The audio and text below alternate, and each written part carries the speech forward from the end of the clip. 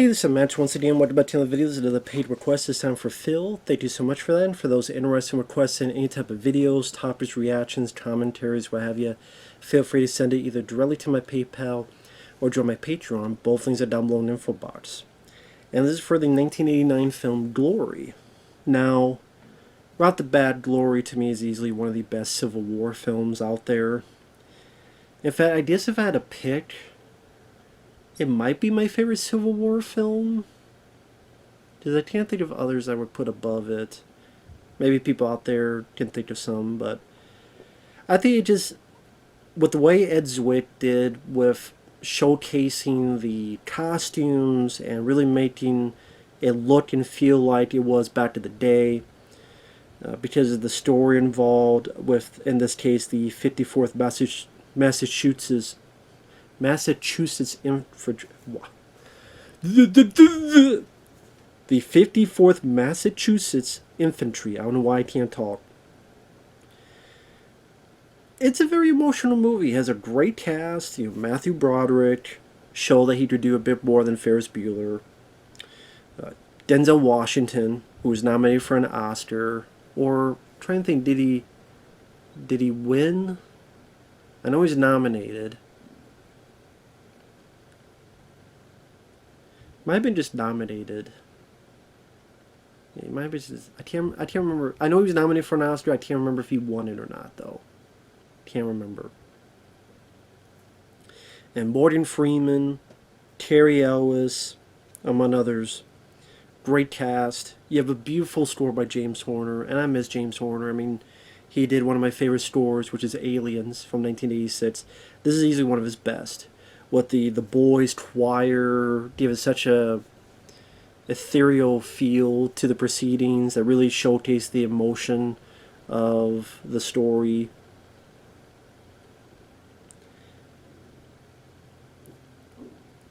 I mean, during the final battle, when the score really kicks in, I mean, if that doesn't get you pumped up, I don't know what will. And just the ending is a bit of a bummer. I think that's why I don't really watch this film that much, as it's a bummer of an ending, but I mean, that is what happened, unless you want to be Tarantino and completely change fate, which would be fun to see. Kind of like Once Upon a Time in Hollywood, but, you know, then I could do that with this. But yeah, the costumes and the way they had the set design, it looked fairly authentic. You also have Andre Braugher, a lot of like good actors in this. Anyway, you have Matthew Broderick, who's been put upon to be the colonel of the 54th Massachusetts Infantry, where now they're allowing black soldiers to enlist and fight for their country. And pretty much how there was a bit of friction at first. Broderick warning the soldiers that the Confederacy, any black caught will be returned to slavery, and if you're caught wearing the Union uniform, you'll be shot and killed. If you want to leave, I understand. You'll have an honorable discharge. We'll wait till the morning. He comes out, nobody left.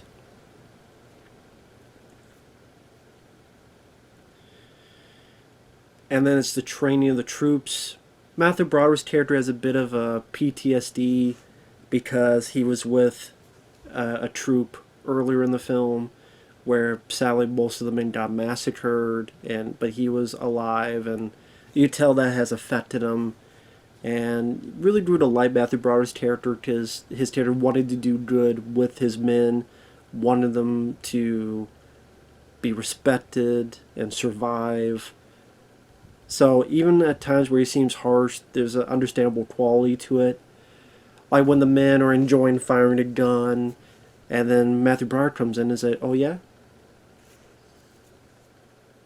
Try to fire that gun. Okay, now get more ammo." And this is a time where the musket, you had to put that stuff in, and it's like, "Faster, come on, faster." And he starts shooting the gun, and he starts getting the guy's nerves, because that's what would happen in the battlefield. You would be hearing guns and firing and all this noise and hectic shit. That's exactly what would be happening. So like, come on, go faster, come on. And he's firing a gun. The guy's being jittery and is like, "You guys don't keep doing this till you do it as fast as you can." And then he tells Cary Elwes, "You don't train them, you don't train them right." And then him and Cary Elwes from The Princess Bride. He was in the first Saw film as, was it Gordon? Was that his character's name in Saw? The doctor. One of the two that were tied up in the first Saw film. Chained up. Him and Broderick are friends, but Broderick keeps challenging Cary Elwes to train these men better, and Cary Elwes takes offense to it. But it's because in Broderick, a bit of his PTSD. But at the same time, I get what his point of view. Denzel Washington is a guy that, yeah, he's fighting for this cause, but at the same time, he doesn't quite believe it. He's like, well, nothing's going to change. I mean, things will get better for you, but for us, they'll just be the same. And I thought him and Matthew Broderick had a nice scene together. Talking. You get a sense that the two men kind of understand each other's point of view. There's a bit where Denzel, they think that he left and he didn't. He was just looking for shoes. But before they know that, he gets whipped. At Broderick just looking at Denzel, and Denzel's taking it, but you see that tear come down. Very nice, emotional, dramatic moment for Denzel. And Denzel I've always liked as an actor. I mean, I love his work with Tony Scott. Man on Fire, love Deja Vu, Unstoppable, even like I've enjoyed the Take Your Pill 1, 2, 3. And I like a lot of his movies. I love Virtuosity. That's my favorite of his. I remember now Minding the Pelican Brief and some other films, so I always liked him as an actor. And it was a nice satisfying scene where Matthew Broderick goes up to the guy who didn't get them in their shoes. And Broderick's like tearing up the place. It's like, you want me to talk to the higher ups? Because a bunch of union men cannot have proper shoes because you want to look at it as a joke. It gives the guy the riot act. That was satisfying. They're like, oh, I'm sorry, man. I can see how some people may feel that Matthew Broderick was miscast, as in, but I thought he pulled it off in a capable way and fashion. And he was able to do a pretty decent enough job showcasing that. And the men, they're trying to get to know each other. Denzel is always giving Andre Braugher shit because, as he puts it, you talk white and you act white, but to them, they don't look at you as a monkey. And Andre Braugher gets pissed off about that.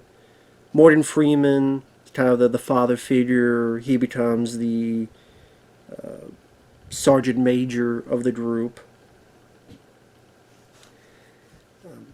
In retrospect, I wish Morgan Freeman had a bit more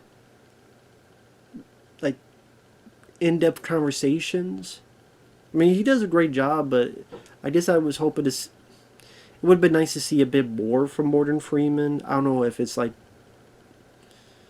maybe deeper conversations with Matthew Broderick or such. They're still there, but I don't know. I just, I can't get enough of Morgan Freeman because he's another great actor.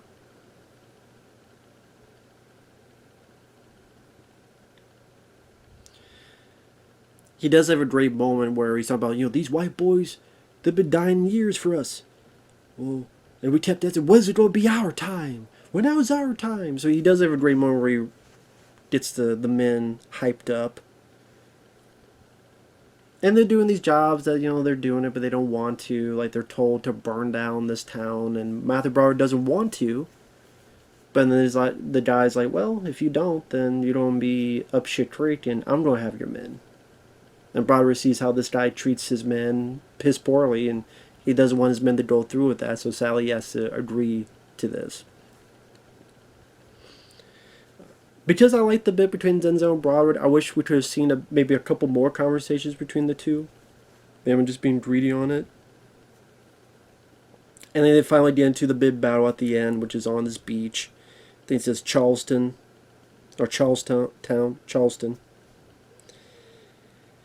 And you get the idea that the men kind of know they're going to be slaughtered and, you know, things of that nature. And spoiler alert, they go into battle, goes from day to night.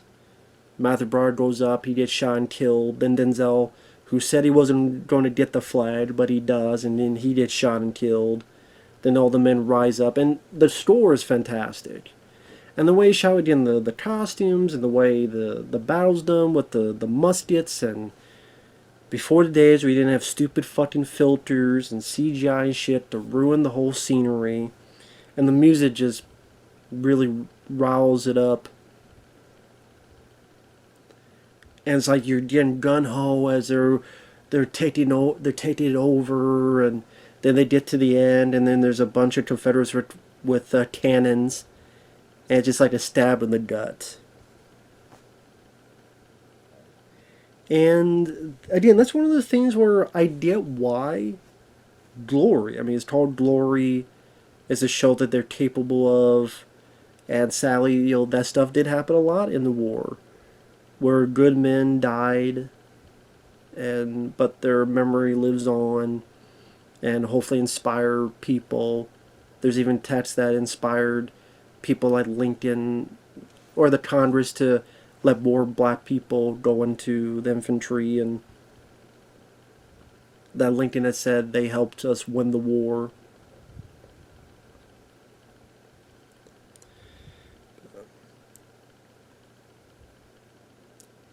It's still one of those. It's a bit fucking bummer. It's just a bit fucking bummer, and I don't know. Call me a pansy about it, but it's like, oh man, fuck, you know.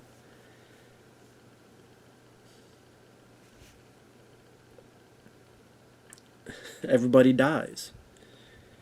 So I mean, I can't help it. I don't like the ending. I get why it's done.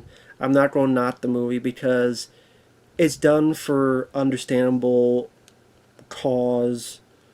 It makes sense. Part of the real world as well. So it's hard to get really mad about that. It does effectively showcase the proper emotions. And it is a well-directed movie. It's a well-done movie. It's a well-acted movie. Again, the score is beautiful. And a lot of people, you know, like Broderick giving one of his better performances. Denzel, one of the early times to showcase what he's capable of before moving on to the 90s, becoming a much bigger star. And overall,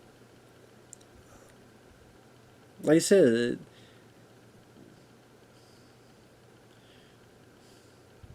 I would probably say as right now the best Civil War movie to really showcase the emotion of what these men went through. Like you have these men that in a country that a lot of times treat them like shit, but they still took the courage and bravery to go in and believe in the flag and fight for their country. A lot of glory and merit to be had within those sentiments. And commendable is the least I could say about it. Just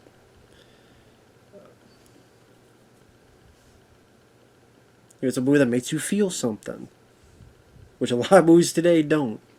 So give credit to that.